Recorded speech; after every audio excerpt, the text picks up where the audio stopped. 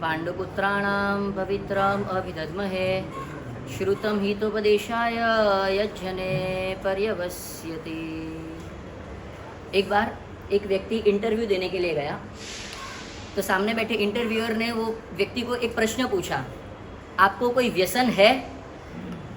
तो जो इंटरव्यू देने आया था व्यक्ति ने कहा कि खास कुछ नहीं, सिर्फ कभी कभार इलायची खा लेता हूँ।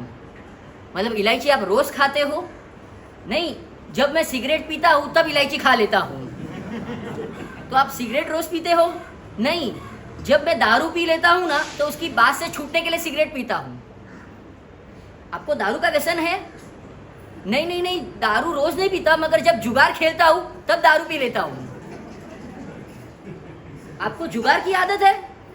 नहीं नहीं, ऐसा नहीं था, वो जब मैं जेल में गया था ना तब आदत लग गई। अरे आप जेल में जाके आए हो?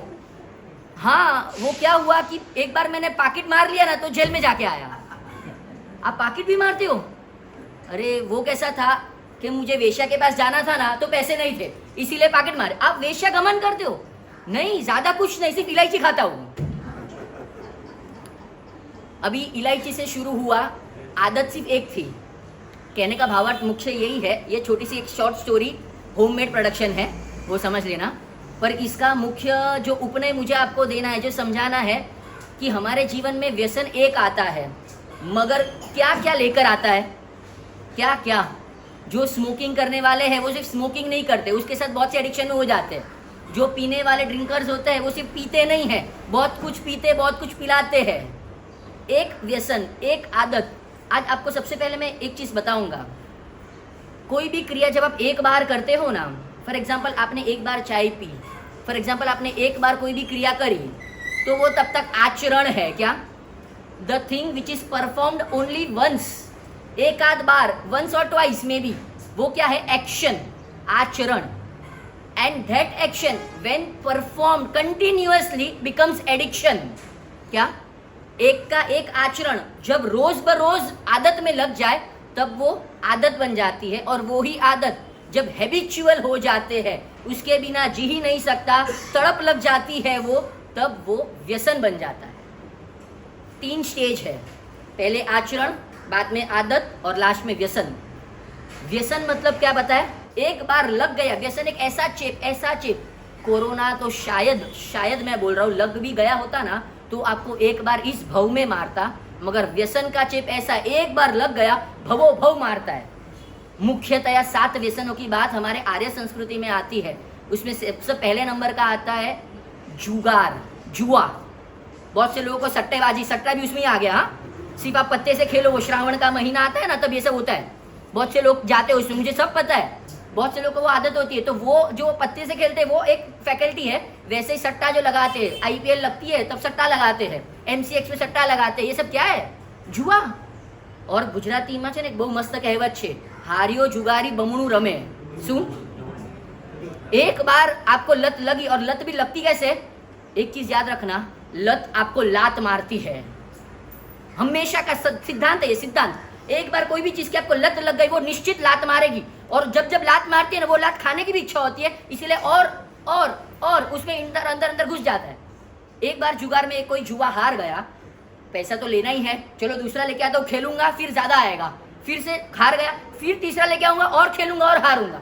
ये पूरा महाभारत जो चालू हुआ ना, उसका भी मेन कॉज जुआ है, मेन कॉज, दूसरा कोई कॉज नहीं था। दूसरा तो दुर्योधन का कॉज डिफरेंट है। दुर्योधन ने भी उसको जाल में फंसाया कैसे? जुए के माध्यम से। युधिष्ठिर जुआ खेलता ही नहीं था, उसको प्रिय था, मगर उसे पता था ये व्यसन है एक। और जो दुर्योधन था उसको पता था कि इसको एक व्यसन है, और वो पॉइंट पे उसको अपन झापड़ में ले सकते हैं, पकड़ सकते हैं उसे। और उसने उसको इन्विटेशन दिया, इन्विटेशन भी स्वीकारा नहीं उसने, मगर उसका ईगो हर्ट किया उसने। तुमको डर लगता है हार जाओगे, इसीलिए नहीं खेलना है क्या? उसे पता था कि मुझे जुए का व्यसन है। वो इतना अलर्ट भी था युधिष्ठिर कि मैं एक बार एंटर हो जाऊंगा, बाद में मैं भान भूल जाऊंगा अपनी, मुझे समझ नहीं रहेगी मैं क्या कर रहा हूँ, इसीलिए लोग खेलते भी नहीं थे।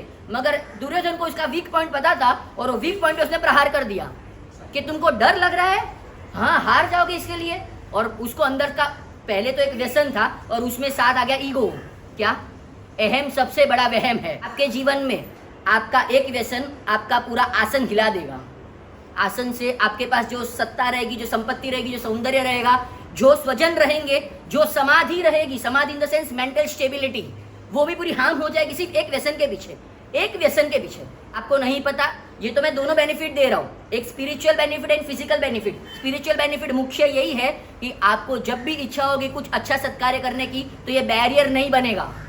अगर व्यसन रहेगा तो बैरियर बनेगा, निश्चित बनेगा, और आपको हर जगह वो बीच में अटकाएगा, टोकेगा, रोकेगा और आगे जाके ठोकेगा। क्या ठोकेगा ही, मजाक नहीं कर रहा हूँ। इतने बड़े बड़े लोग मैंने देख लिए ना मेरे जीवन में, एक जगह एक छोटी सी भूल और शायद 25 साल 30 साल 35 साल की उम्र में पूरे जीवन का जो नूर था खत्म हो गया, तबाह हो गए, बर्बाद हो गए। यहां तक बोल रहा हूं मैं। एक व्यसन, शांतनु के जीवन में भी जो आफत आने वाली है ना, वो सिर्फ एक व्यसन से शुरू हुई है। शिकार का एक व्यसन, तड़प लग गई, तरस लग गई, जाना ही है मुझे, करना ही है मुझे। और एक चीज हमेशा याद रखना, आदत आप गिराते हो मगर आगे जाके आदत आपको गिराती है। इसीलिए खास कहूंगा आपको सबको, आपके जीवन में अगर कोई भी व्यसन है, नहीं है, दी बेस्ट पकड़ के रखना, मजबूत रखना।